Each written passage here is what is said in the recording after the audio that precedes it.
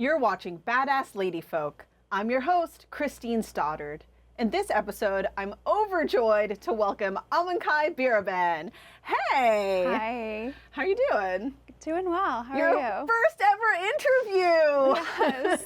My whole life, I've been on the other side. So Yeah, as a journalist who just returned from LA covering the wildfires. Yes. I keep saying wildfires. Correct me.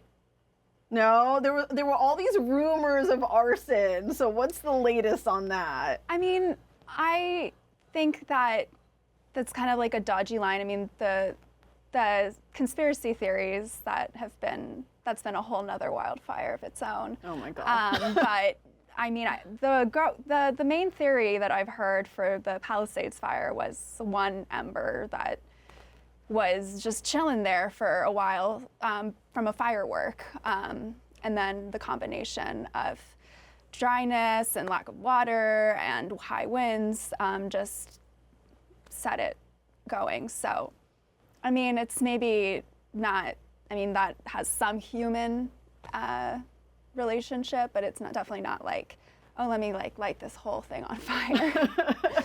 So here we are recording in January 2025. You are from LA or the area originally, and I met you in New York City at Columbia Journalism School. Could you give me a sense of the timeline when it was you realized, oh, I have to go back home and I have to report on this? Well, I was already in LA when the fires broke out. So I was on my winter break and going to fly home the Thursday of early January. And I was on a hike with my friend in Culver City, and I see these blooms of smoke across like 14 miles away in the Palisades, and was just like, what is that? I could feel this, I could smell the smoke, I could feel the winds, I was getting ash in my eye. I was just like, we need to stop, we need to get off this mountain. Totally different part of the city, but still very, very disturbing. And little did I know that it would just tear apart this community, the Palisades, very affluent community, but a community that I had spent parts of my childhood in, going hiking, so very disturbing. And I think because it was so real, so visceral, so close to home, literally, I just decided I wanted to stay there and be part of documenting this historic moment. I mean, it's one of probably the most expensive natural disasters as far as cleanup and rebuilding, because LA is so expensive. But yeah, I just really felt it in my heart that I wanted to stay there at that moment. And the media has been filled with so many really touching and terrifying stories about people losing their homes, losing everything. Could you talk about some of what you witnessed in that respect? Yeah, I mean, honestly, so many everyday heroes that just showed up to help. And one story I covered was on undocumented day laborers who had lost a lot of their clients. They work at homes, they work for people who need them in their gardens and in their, on their roofs, all sorts of ways. And they'd lost a number from like 7 to 10 homes, and here they were days after the fires still going on, and helping clean up the brush, really organizing these volunteer teams throughout Pasadena to clear the brush. And I just thought that was really admirable to see how people who have lost things, even some laborers had lost their own homes, right, but they've lost jobs, and just wanting to show up for their communities. And also I spoke to people from Altadena, which has a historic Black community of intergenerational families, and that was really devastating to hear how they had lost so many of their memories, historic homes, grandmothers' homes that they lived in. And like, while definitely they had insurance, it's still unclear how that community is going to rebuild. So I think a lot remains to be seen how the community is going to go forward. But yeah, definitely a lot of loss. I'm glad that you mentioned the day laborers because there's been a lot of, in my view, disgusting backlash online about, oh, movie stars, they're the ones losing their homes. No, but there's so many. First of all, anybody losing their home to a fire sounds like a pretty horrible thing. But there are so many socioeconomic groups that are being affected, and not just losing their homes, but like you said, losing jobs, losing precious family memories, mementos, family photos. And like you mentioned, this Black community, and I think earlier before we started recording, you were telling me a little bit about a church that was involved. So could you tell me more about that? Yeah, there was a church in Pasadena, close to Altadena, that I visited that was hosting a donation week, basically their own help center to help with the relief of Altadenians who have lost their homes. And yeah, it was organized by a few different organizations throughout the community, but I was able to go there and speak to many of the members of the Altadenan community who were part of this Black tradition of fleeing the Jim Crow segregation policies in the South to find home ownership in California. And so that was a really important part of this history of Altadena and why generations of families were continuing to build wealth, like home ownership. So going to that church and their week-long events, I mean, I only went for a day, but I went to the kickoff day. So still, you were there in person. Yes, and it was really lucky that luck it's unlucky that that happened, of course.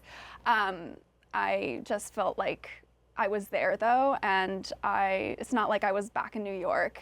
I don't know if I would have flown back for this. It was just kind of a miracle that I could be there to try to shed light on what was going on. Yeah, and there is such a value to shoe leather reporting, being present for people and witnessing things with your own eyeballs. Absolutely. Right? Could you share more about some of the things that you saw, like any specific images that stand out to you? Yeah, I remember speaking to this teenager at the, this Altadena church event, and she was tearing up as we were talking because she was living with her grandparents. It seems like they were really her caregivers, and she was just talking about how devastating this time was because she had never seen her grandparents cry before. Oh. And like now after the fires, they've been like crying every day, and the only thing that they were able to rescue was her grandfather's motorcycle, and she was lamenting everything that had burned, including makeup. LA is LA, let's be real. So I referred her to the Altadena Girls, which was a relief effort for like beauty, all things teenagers, all things girls. Wow. Yeah, very like LA mutual aid, but important nonetheless. Well, even now, you just poked a little bit of fun at the LA image, right? So, unfortunately, as I mentioned earlier, there have been people who just totally lack empathy because they're focused on what they see as like this extremely superficial culture, forgetting that there are actual human beings attached to all this loss. As somebody who's from the area originally, what about these sort of conversations would you like to respond to? I mean, I think that LA gets a rap for better or worse. I mean, I'm new to New York, but I do think there's something to the whole, the contradictions there. But I do think that LA proved itself to really be there for each other, whether Altadena's artist communities. There's a lot of people in the arts world who lived in Altadena and had their home studios burned down, had their works, their materials not insured. And the community of artists has really come together for those people to try to help them find new workspaces. And I think that it showed me a new side of LA, that even if we have our own cultural, our cultural issues or predilections, we still come together for each other in a time of crisis. And I mean, I think that this is going to go on. The crisis isn't over, and we have a lot more to see as it unfolds. And different communities probably are going to struggle in different ways in this rebuilding phase. So I would hope that we can be allies for each other as a city and see how that turns out. Yeah, always a fan of that word, ally, because it is important. So you made a critical personal decision to stay and to report and to cover these fires and the people who have lost so much. You also are in grad school and you have a thesis project, which is on another super important topic. Could you talk about what that is and what you're working on now? Yeah, so I'm working on a thesis about asylum seekers and how Trump's administration is challenging asylum and a lot of the other immigration systems that have been, and working towards this moment. And I had planned to come back to New York the couple days after the fires broke out to continue working on it. And sometimes crisis and the moment, breaking news, whatnot, takes precedence, and I just felt like I needed to stay. I mean, at that moment, I had also done most of the work that I needed to be done until Trump's actually in office, and we can see what is actually happening, as opposed to just speculation, what he's done in the past, and the nerves that the migrants I've been talking to have.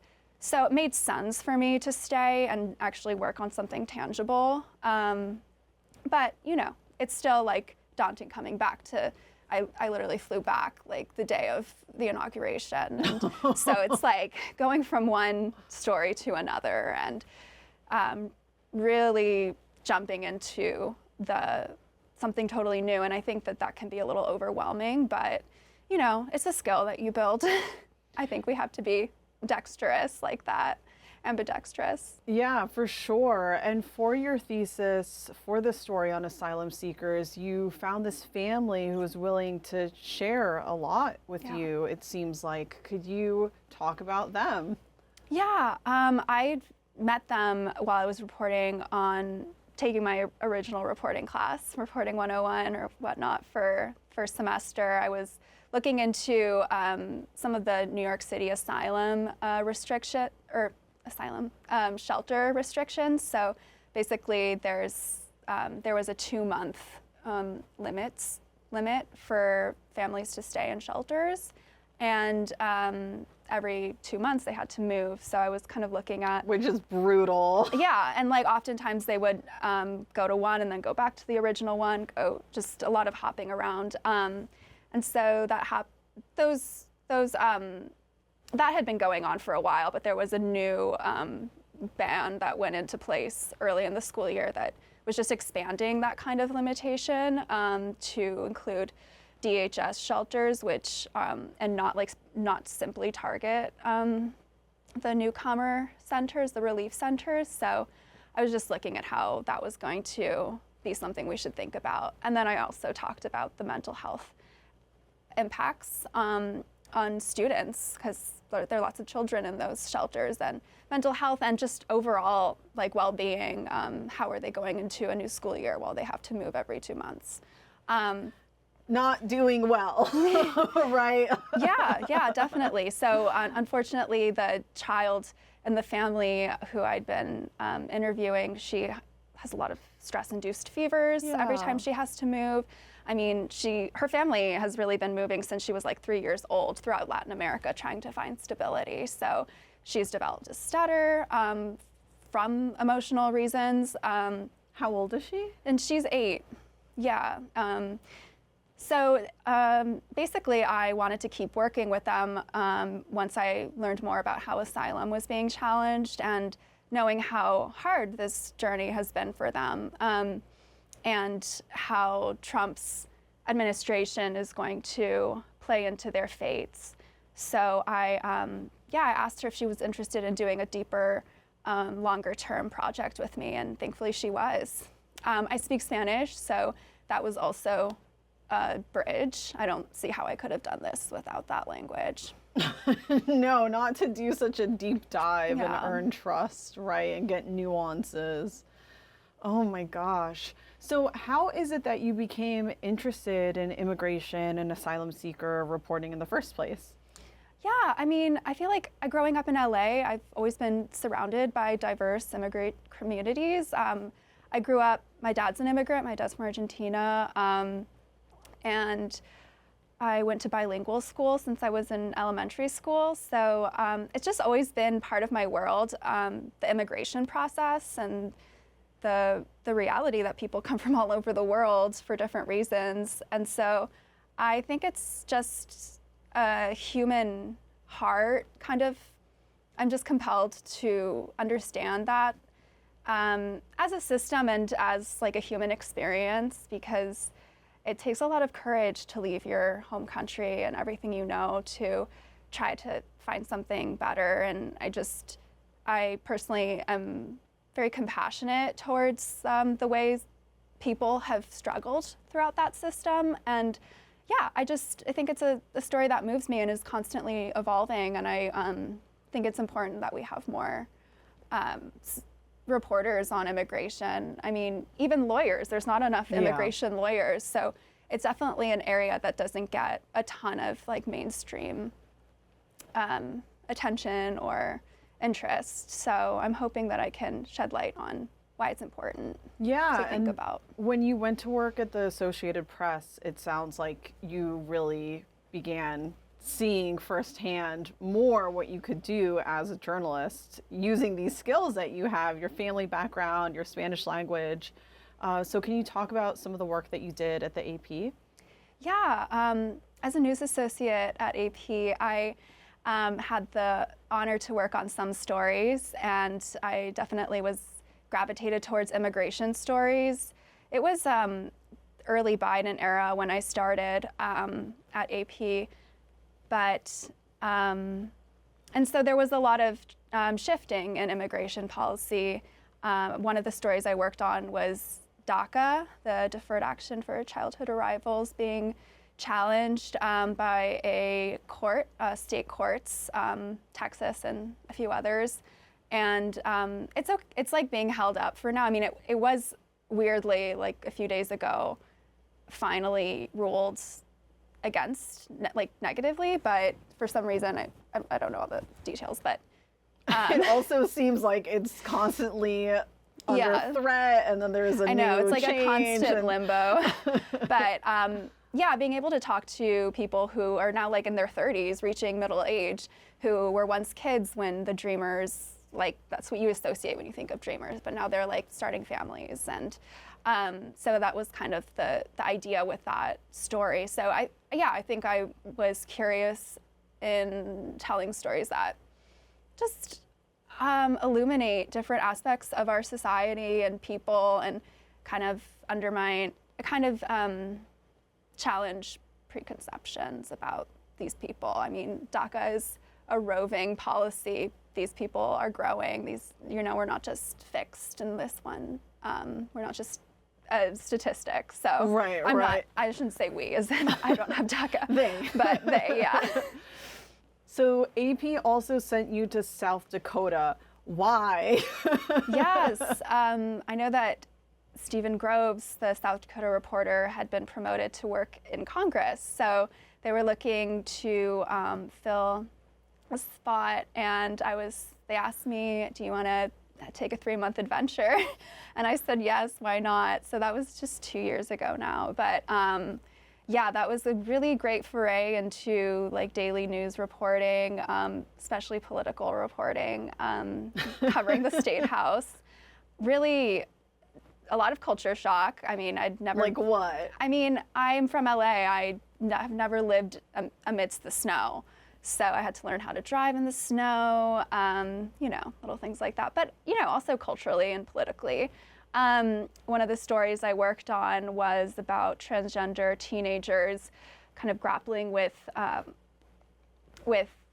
really national-wide policies to cancel gender-affirming care.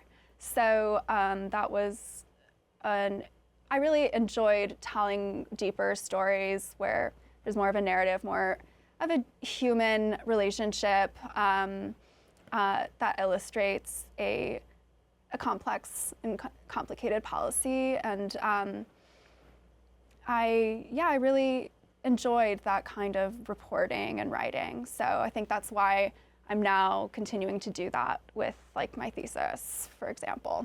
How do you take care of yourself when you're covering very sad stories? I mean, I just think that I just follow my heart. I mean, I think that telling these stories feels good in the end, even if it can be really painful. But yeah, I think, you know, find time to do what makes you happy. I love hot yoga. But I mean, just being able to contribute and do this work is such an honor and privilege. Do you ever keep in touch with sources? More or less. I'm definitely trying to do more of it now because, yeah, I think that sources can be, there are relationships, and while they're not like a friend relationship, they can be helpful either for future stories or for connecting you with other sources. I would say that I hope to stay in touch with my source family, Deanna, and her family, even after I'm finished with my thesis, because I know that they still have a long journey ahead of them. And every now and then I will circle back to people I've spoken to in the past. Yeah, I would say that's best practice to do that kind of thing. Yeah, well, especially in the case of Deanna and her family, it just seems like you're so embedded, right? So at some point for communication to just stop feels maybe a little weird.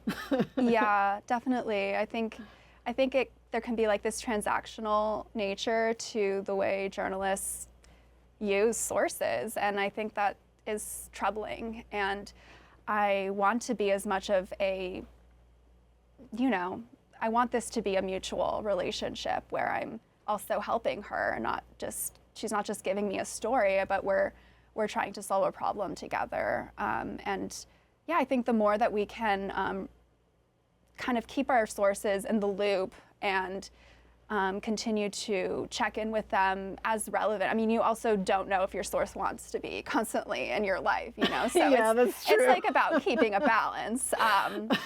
But yeah, I think it's just like respecting the sources as you would a colleague or a loose friend. Yeah, maybe they don't want to go to hot yoga with you. Yeah, maybe not. So would you say that going to South Dakota for 3 months changed you in any way? What do you bring from that experience? Yeah, I mean, I think that it made me more serious about pursuing journalism. I think not shortly after that, but a little while after that, I decided to do a master's in journalism because I wanted to stay in the kind of national realm of journalism and work in really important stories. And I felt like doing a master's was going to help me just kind of define my path. We'll see, for better or worse, we'll see how that turns out.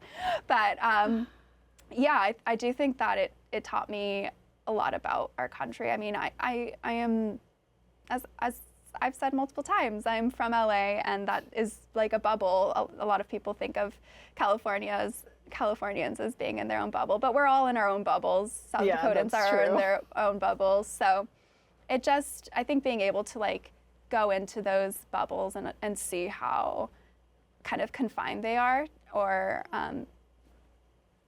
one they are with the way of thinking, is really interesting. And I mean, again, like I don't want to be like just parachuting in and, you know, voyeuristically like seeing how people run their little bubbles. But I do think that coming in from more of an outsider's perspective in that case did teach me a lot about how you handle working in a community that isn't necessarily yours. Right. So going to a place like Columbia Journalism School could be pretty intimidating. Some people might think, oh, better not even apply. Like, no way in heck I'll get in. What advice would you have to other women who might be thinking of making a big decision like that? I mean, I think definitely follow your heart and your gut and your mind. Find the right program for you. I mean, we go to school together. We know that there are a lot of there's a lot of age diversity at the program. Yes. So I personally wanted to wait a handful of years before I took the leap to do grad school. Wanted to make sure that journalism was the right field for me. And so I think I was pretty ready when I finally did go apply. So I would say just really make sure you're ready, but also don't hold yourself back. Know that you belong more than anyone. And yeah, try to find like why that program speaks to you and how it speaks to your larger life, your longer life, and what you want to do. Try to like, how can you be an individual within that field or that realm of work? Sounds like great advice. And we're almost out of time. So one quick question. What is one thing you love about New York City as a newcomer? Okay. I love walking, honestly. That sounds boring, but I'm so sick of LA's car culture. Being able to walk to school, being able to take the bus, the metro, it's another world. Yeah, well, thank you so much. Thank you. That is all the time that we have. You've been watching Badass Lady Folk. I'm your host, Christine Stoddard. Until next time.